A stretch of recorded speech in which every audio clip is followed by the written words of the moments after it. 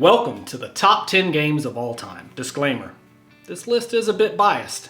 Originally I didn't want it to be biased, but if you wanted the top 10 selling games of all time, you could just Google that instead of being here with me. So first off, what qualifies one game to be better than another? And second, how could one choose the best games unless they played absolutely every single game that's ever existed? Wouldn't it just be that specific person's personal preference in games? So let's start with some ground rules. First, this is just my preference, my list, because I do have a list, and here's the order of my list that it's in. It goes Reggie, Jay-Z, Tupac, Biggie, Andre from Outkast, Jada, Corrupt, Nas, and then me. Little 20-year-old hip-hop reference. Number 2, these are rated at launch, which basically means some games 20 years ago may not hold up today. And number 3, this is a fluid list. I personally change around my top 3 quite a bit. Well, I guess really it's the top 2. Fight over that number 1 spot. So with these ground rules established, let's discuss some of the best, in my opinion, video games of all time. And trust me, I really do look forward to seeing just how much you disagree with this. So how should we do this? Should we start at number 10 and work our way to number 1? I know. How about this? Here is my top 10 with a couple of honorable mentions mixed in there just to keep the spirit of competition alive. And then we'll go through it. Let's be honest, this is 15 out of like 30 games that are in my top 10, because that is how math works. Right? Number 10, Legend of Zelda, Ocarina of Time. This expansive world where a kid just magically becomes an adult and saves the world, and then when you're tired of adulting, you just go back to being a kid. All the other villagers like bully you, so you can go back to being an adult. IG2G, I got real problems. I've got to go get swallowed by a large tree. Now there is a lot of nostalgia for me in this game. Relaxing at night, fishing in Lake Hylia, collecting masks, riding Epona across the beautiful pixelated polygons of Hyrule. And most importantly, learning songs on your ocarina. 24 years later, sorry, a song's still stuck in my head. Number 9, Infamous. 2009. Aside from just being one of my favorite games, this was also one of my favorite demos of all time. Like many games back then, the game is split up into 3 separate islands and you unlock different islands as you progress through the game. But the demo for this game was essentially the entire first island. Like, you can just explore. And I played through it several times before I actually purchased the game.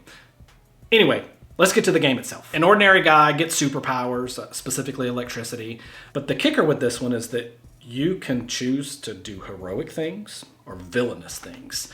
And as you progress, each side of the game had different powers. The NPCs treated you differently, and the replay value was phenomenal. You played it as a hero, and you're like, listen, I gotta go play it as a villain, and you play it as a villain, and it's almost like 2 separate games, but all in just one. Wish games did that now. Looking at you, Pokemon. Number 8, Max Payne. There was a singular concept here that makes this a groundbreaking game. Bullet time. Yes, the story was intriguing. Quick saves at any given moment was fantastic. Nay, necessary, at least for me. But the bullet time is what puts this one in my top 10. Number 7, Minecraft, 2011. Creative and survival. Perfect balance between the two, but also an option between the two. Online play, hosted servers, the Nether, the End. This is such a simple yet expansive game. I remember when they first launched Pocket Edition, me, my wife, and all of my kiddos can all hop into the same server and just play for hours. Number 6, Marvel's Spider-Man, 2018, PlayStation 4. Who wouldn't want to swing around New York City as Spider-Man? Yes, the concept of this game was built on other titles such as the Arkham series, which I also love, by the way. Selecting gadgets and getting special moves to take down enemies while you're swinging around New York. And the story was absolutely amazing. The side quests, the gorgeous gameplay. My son recently restarted this game. I'm watching him. I'm like, hey, let me borrow the controller just to swing around the city again for old time's sake. And it was just as magical as it was 4 years ago. Number 5, Super Mario Odyssey. I'm a huge fan of Mario 3D games, but the captures introduced in Odyssey takes it to a whole new level. And since this one really has 4 endings, the gameplay just keeps going. 4 endings, you ask? Let's go over them. Ending number 1, defeating Bowser in Moon Kingdom. You really only need 140 moons, and this completes the main story. But wait, there's more. An N64 inspired Mushroom Kingdom that has new moons and paintings you can jump into to refight bosses? Yes please. Which brings us to ending 2, Dark Side of the Moon. You need 250 moons here. You refight all the Brutals. Now you have even more incentive to explore the previous kingdoms with hint art. Might as well grab some more moons while you're there. And if you can work your way up to 500 moons, you'll unlock ending number 3, Darker Side of the Moon. This one is by far the most difficult challenge of the game. It was grueling the first time I beat it. And it's still pretty hard. Ending number 4, all moons. All 880 unique moons. This takes time and dedication, but you're rewarded with a golden Odyssey. So there is one more achievement at 999 moons, but I don't really consider that an ending. You essentially just farm tens of thousands of coins in order to get a cap from Cap Kingdom on Peach's castle. Level with you, I've never done this one. It's probably the reason I don't consider it an ending. But once I complete it, I may say, hey, 5th ending, guys. But I'm never gonna do that. Number 4, Legend of Zelda, Breath of the Wild. I know, it's the same system as number 5 and the same year and the same series as number 10, but this one has just so much to do and so much packed into that little cartridge. You'll easily spend over 100 hours exploring the vast world of Hyrule and all of the side quests, and the environment changes, so you have to change your clothing. You have to preserve your weapons. There's so much climbing, unless it's raining. Really, Nintendo? Why not have an elixir that lets you climb in the rain? How about let's fix that one with Breath of the Wild 2? Number 3, Metal Gear Solid, 1998. All right, this is one that I agree, it doesn't hold up. I actually tried to recently replay this on PC, and I just couldn't get through it. But remember, we're rating this at launch, and at launch, it was a game changer. In fact, it's what made me put the N64 controller down temporarily to play PlayStation. And then I bought a PlayStation 2 for MGS2, and bought a PlayStation 3 for MGS4. I bought a PSP for portable ops. Well, and it stopped with PS4. Actually, to this day, I've never played MGS5. I played Ground Zeroes, super fun, was super excited for the game to come out, but then it was spoiled for me, so I've just never got around to it. Probably should do that. But those aren't in this list, so MGS 98, such a great game. Like, the story was so good. To hire actual voice actors just delivered emotions from these misshapen polygon-ish humans.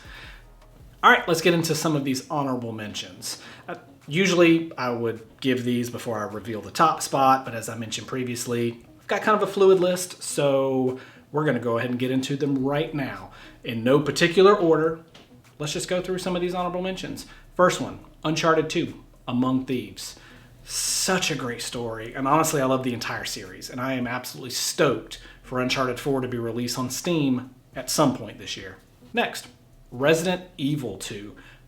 Admittedly, this is also one that doesn't hold up as good. There's still a fan following, but it was such a great game, and the remake of it that they recently released was fantastic. I loved it. Batman, Arkham City. Another sequel, I know. But being able to glide around a portion of Gotham City as Batman was just too epic for this not to be in at least honorable mentions.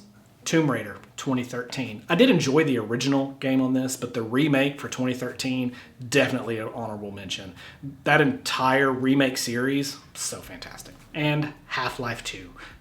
Yep, we're back to sequels. But leaving Black Mesa and exploring this like vast terrain of aliens and that are being controlled by combines, such a great game. And honestly, if you haven't played the game Black Mesa, which is a fan-made recreation of the first Half-Life game, I would definitely recommend you get on that one. Number 2, Super Mario 64. This was the first big 3D game, and man, did it live up to the hype. I still play this one about once a year, and yes, I get all 120 stars on every playthrough. And no, I've never done speedrunning on it. I know this is a very popular speedrun game, but I just love the game too much and enjoy the gameplay too much to try to rush it. So I've never jumped into that category. Maybe now you understand why I showed excitement for the N64 themed Mushroom Kingdom in Odyssey. So much nostalgia there. And the number 1 spot goes to Portal 2. The gameplay here, so simple. The controls are simple. Being able to portal across and build momentum and fly across rooms, and the humor from GLaDOS. This next test does require some explanation. Let me give you the fast version. There. If you have any questions, just remember what I said in slow motion. And Wheatley. Don't worry, I'm absolutely guaranteeing you 100% that it's this way. No, it's not this way. Okay, let's try this way. The story was amazing. The gameplay was amazing. The game was amazing, which is why it is number 1. I thought you were my greatest enemy, when all along you were my best friend. So there you have it. Top 10 games of all time. Tell me, do you agree? Disagree? What games did I miss? What games did I throw on there that you're like, absolutely, that game sucks, it shouldn't be on there? Love to know your thoughts on it. I do appreciate you watching. Enjoy.